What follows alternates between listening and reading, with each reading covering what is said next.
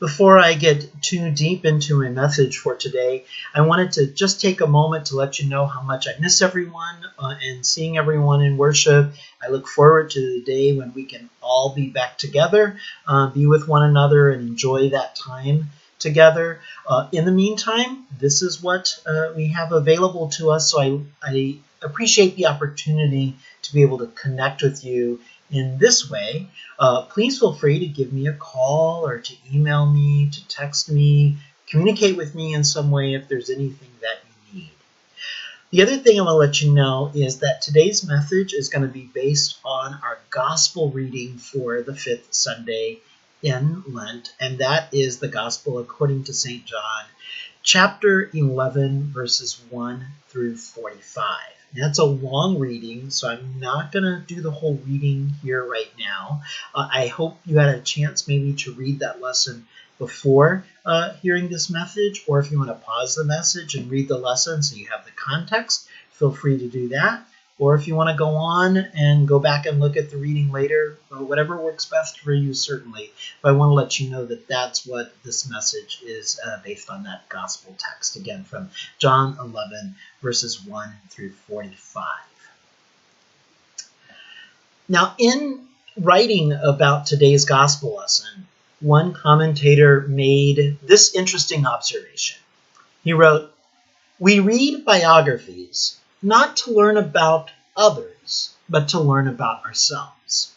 Upon discovering the strengths and weaknesses, obsessions and neglect of others, we discover more about our own lives, warts and all. Recognition is the beginning of discovery." Now, I have to admit that I do not read a lot of biographies, so I find it difficult to make an educated critique of that statement. When I'm not reading commentaries to prepare for preaching or reading church literature to keep up on the latest in the church, I tend to read things like Calvin and Hobbes cartoon collections, or books from young adult fiction writers like Rick Riordan. I'm currently working my way through Rick Riordan's Trials of Apollo series, featuring a main character named Lester Papadopoulos.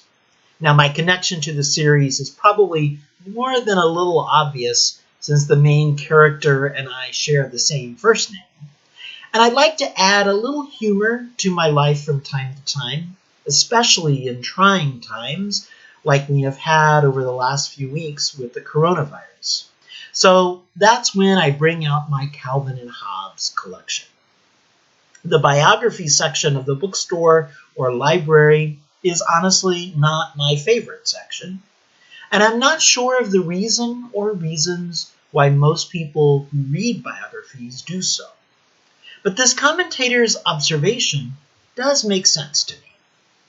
We read biographies not to learn about others, but to learn about ourselves. Now, whether or not that's the primary reason for reading biographies, there is at least some level of truth to the commentator's remarks. For one of the end results of reading biography is that we do end up learning more about ourselves. This is certainly true of our reading of the scriptures. The Gospels are, in part, biography. They tell us of the life of Jesus Christ, who he was, what he did, how he taught, how he acted, and the like. There's a lot of biography in the biblical stories. But in reading the Bible, not only do we discover a lot about who Jesus was and is, we also find that we learn a lot about ourselves in the stories found in Scripture. We have certainly been reminded of that in this Lenten season. A few weeks back, we met a woman at the well who knew the experience of sin in her life, and yet she was touched by Christ, told to live in sin no more, and returned back into her community, praising God and proclaiming the word of Jesus. Last week, we heard the story of the man who was born blind, but received his sight through the miraculous work of Christ, and came to believe in and through Jesus' word. In these stories, we are challenged to see ourselves, to recognize the fact that we share something in common with these biblical figures, and that we can learn more about who we are, whose we are, and how we are to respond to the coming of Christ into our lives through these biblical figures. When we recognize ourselves in these stories, we begin to discover how God also comes to us in our lives and speaks words of good news to us. That has certainly been one of the challenges from our biblical stories during this Lenten season. And that challenge continues in today's gospel reading. For we are certainly somewhere in Lazarus' story as well. In our gospel, a request has come to Jesus from Lazarus' sisters, Mary and Martha. They want to see Jesus, for they believe that he will be able to make their brother well again. But Jesus takes his own sweet time. He doesn't just drop everything and rush over to help. In fact, he just stays put for a couple of more days, even though, according to the story, there doesn't seem to be a lot going on in those 2 days. We aren't told of any more healings that Jesus is doing in this interim. We aren't made aware of any important speeches that he may have made to the crowds in those 2 days.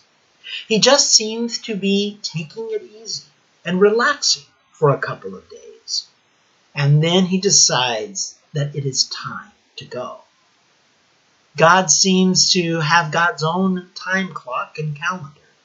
God has a schedule of which only God can make sense in many of our minds. How often are we reminded that our ways are not always God's ways, and our schedule is not always God's schedule.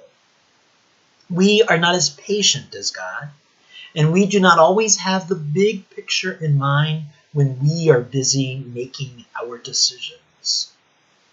When Jesus finally arrives, the sisters greet Jesus' late arrival with the news that he is too late. Martha and later Mary declare, "If you had been here, my brother would not have died." In their words, we hear grief, we hear regret, we hear disappointment, we even hear anger. In their words, we hear a little of ourselves. A natural part of the journey of grief is dealing with the if-onlys in our lives. If only I would have studied harder. If only I had made another decision all those years ago. If only I could start all over again. If only I had one more chance to tell a loved one that I love them. We share the story of grief, disappointment, anger, loss, and despair. To live is to know grief. To live is to let go. But the letting go is never easy. However, there is more to life than grief. There is also hope. "Do you believe in the resurrection?" asked Jesus. "Sure, on the last day," says Martha. But Jesus corrects her theology. "No," says Jesus, "not on the last day, but today, now. I am the resurrection and the life," says Jesus. Not future tense, but present tense. Now. Jesus redefines hope, not in the sweet by and by, but now. Where there is Christ, there is the power of the resurrection, wherever we might find ourselves in this life. The gospel, the good news of Jesus Christ, is never just something for the future. The gospel, the good news of Jesus Christ, is always for today. And yet, the good news does not take away the sad emotions that come into our lives. Look at Jesus at verse 35. The New Revised Standard Version translates it, Jesus began to weep. The Revised Standard translates it this way, Jesus wept. Depending upon the translation, this is likely tied for the shortest verse in the Bible. And that's a good Bible trivia question. But this verse is not trivial. It is real and points to the fact that even when we have been showered with the good news that Jesus is the resurrection and the life, we do not become immune to the reality of tears in our lives. It's all right to cry. Death is a sad reality. But the resurrection is also a reality for which we give thanks, for which we celebrate, today and every day. For Jesus is the resurrection and the life, today and every day. In him is life, and that life is everlasting. The resurrection of Lazarus that we see in John 11 points us to another resurrection that is about to happen a little later in the biography, or rather gospel, of Jesus Christ. Notice the details. A dead body over 3 days in the tomb, a shout of victory, a stone rolled away, grave clothes left behind. A dead man comes to life. Sounds a lot like another story that we know. The resurrection of Jesus is foretold in the raising of Lazarus. The story of Lazarus reminds us that life is more than this one moment in time. Even if the present seems empty and worrisome and frightening, that doesn't mean the future is hollow. Lazarus' story of death and resurrection is mixed into Christ's story of death and resurrection. And our life stories are also a part of that same story. Our stories, though sometimes tragic, have been made better in Christ. For Christ has entered into our lives through our baptism into his death and resurrection. When we recognize this reality, we begin to discover that Jesus is in fact the resurrection and the life, not just in the future, but also in the present. We have hope now. We have life now. We have the resurrection now, for we have Jesus now. The gospel tells us a lot about Jesus, but it also tells us a lot about ourselves. Amen.